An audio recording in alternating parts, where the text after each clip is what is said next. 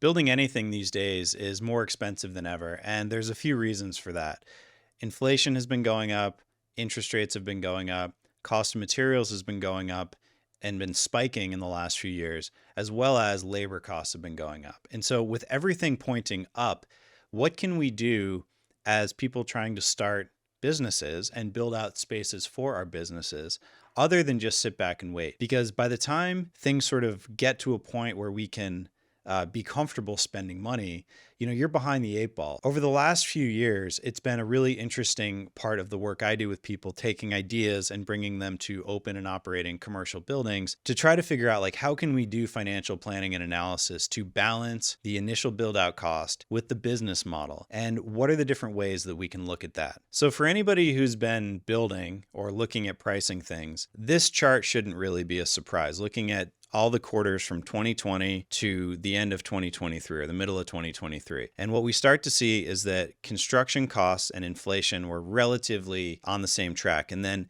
right when 2021 starts kicking, you can see how the percentage of construction cost increase is outpacing inflation by a good bit. Like, it starts to get to about double, more or less. And it also has sort of capped off, and you can even see how inflation and construction costs are actually getting they're sort of narrowing, but the cost of construction isn't really coming down. So what do we do? So this article that I'll link to in the description has a variety of graphs that we can look at. And one of them is that it's generally pointing out how material costs often are at about the rate of inflation increasing or below it. And so material costs are usually sort of tied directly to inflation, which makes sense given, the inflation is sort of measuring the basket of whatever you've got. And this has been true all the way back to really as far as we've been recording data. So all the way back to like the early 1900s, late 1800s. So well over 100 years at this point, 125 to 150 years. What you can see is that in the last 2 years,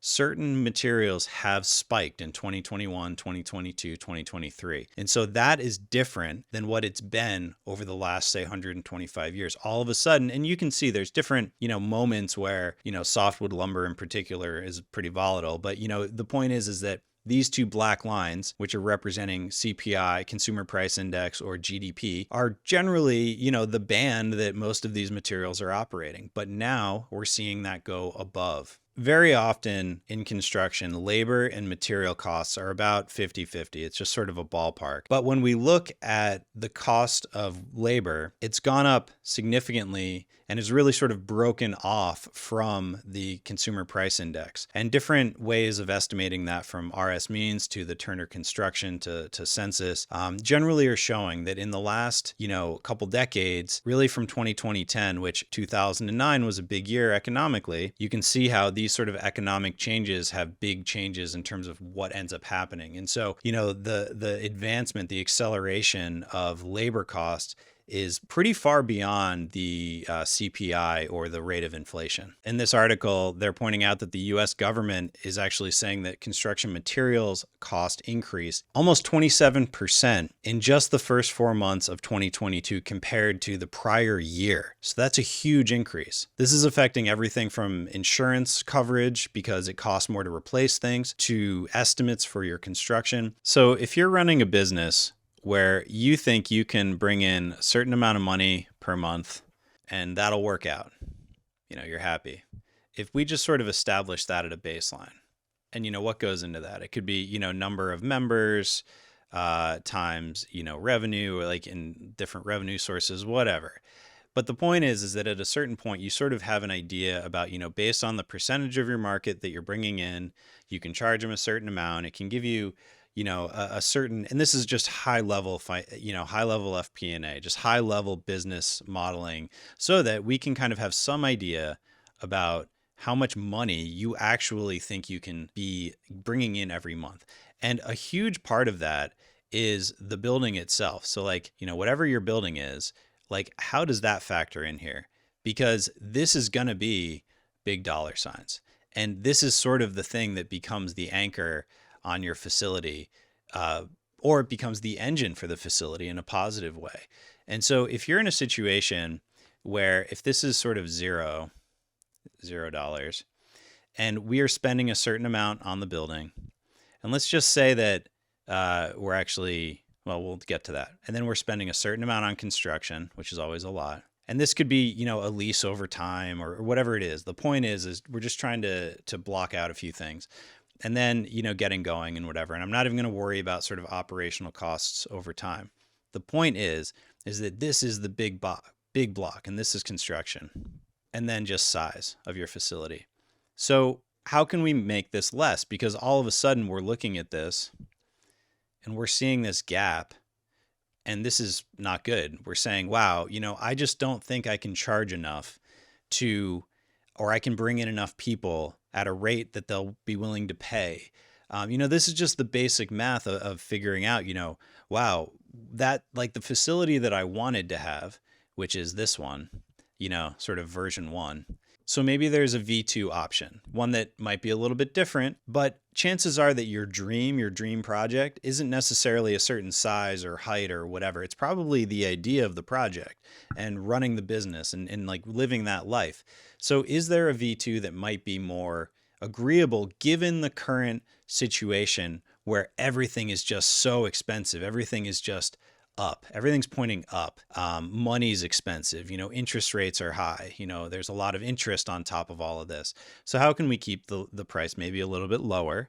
And so, maybe it's that we actually really reduce the size of the facility. The facility itself, just make it smaller.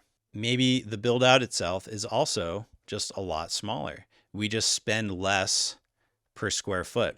And there's ways that we can do that with getting, more from the landlord. You're taking a building that you don't have to do as much work on, or maybe it's a building that already has bathrooms, like all these little things that are actually, like 6-figure decisions, like plus or minus. You can imagine how when that stuff gets brought back over into the business model, that has a big plus or minus impact on everything. And, granted, maybe you're not going to be able to sell as many things. So, because it's a smaller facility, we have to pull that down in terms of like the dollars per month. But there usually is a way that we can keep it underneath like where it needs to be so that we can actually be making money on the thing, and not in a place where we're looking at it just going like, oh my gosh, like how is this even possible? Because that's what I often do hear from people, is that the math on a project, from the soft cost to the construction cost to the cost of anything, is just really difficult. Another way that this can work is maybe you buy a building. So if we imagine that this was a lease and then your construction costs, maybe another scenario is that you actually buy a building and you're able to use that in terms of leverage for, you're getting a lot more from the building itself. So your construction cost, meaning like the total buy-in, yes, you're having to purchase land, but it's being brought down because now, rather than having to build the shell of the building, you're really just doing the fit out on the inside of the building, whatever it is. Because, and yeah, it needs a new roof, needs a couple windows, whatever it is. But rather than you over here having to build over here the whole building and then do the whole thing, where you're just doing the whole building, you're building the shell, and then you're building all the stuff inside. That's the way that it gets so expensive these days, because these existing buildings right now,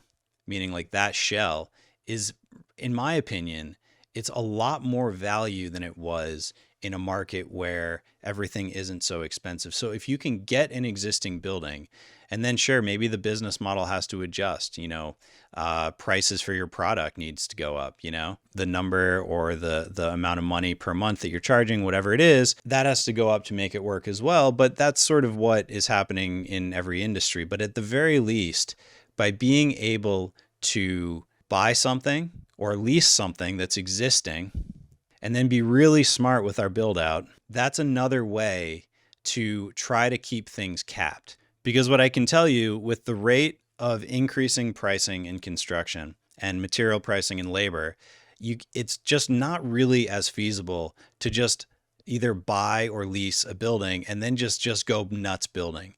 It just ends up the delta ends up being a lot. It just ends up being greater than what your monthly revenue probably looks like. And so we have to be really smart when we're looking at ways to bring that back down so that we can actually like make a building right now. So all of that is really why I'm seeing that being super smart with the way we build things, the way we design things, the way we deliver things, not just doing design, bid, build, but our delivery of design, build, and trying to do things faster, more streamlined, but in really tight, good teams, using existing buildings as much as possible. You know, the greenest thing we can do is use something that's already there. It's sort of the same thing right now. Knocking things down, you know, that is a lot more valuable than it used to be in most cases. And so, you know, you have to balance that with the amount of work it would need to have, all these different things. But the point is that, you know, we have to be extra smart these days, given the situation that we've got right now, where inflation and cost is just really making it difficult to build right now. But the opportunity is that once we have that figured out, and once we are confident that it works with the business model that you're projecting, you can move forward confidently. And that's really what this is about organizing your project and figuring it out early so that you can move forward with confidence. If that was helpful, please reach out, and thank you for watching.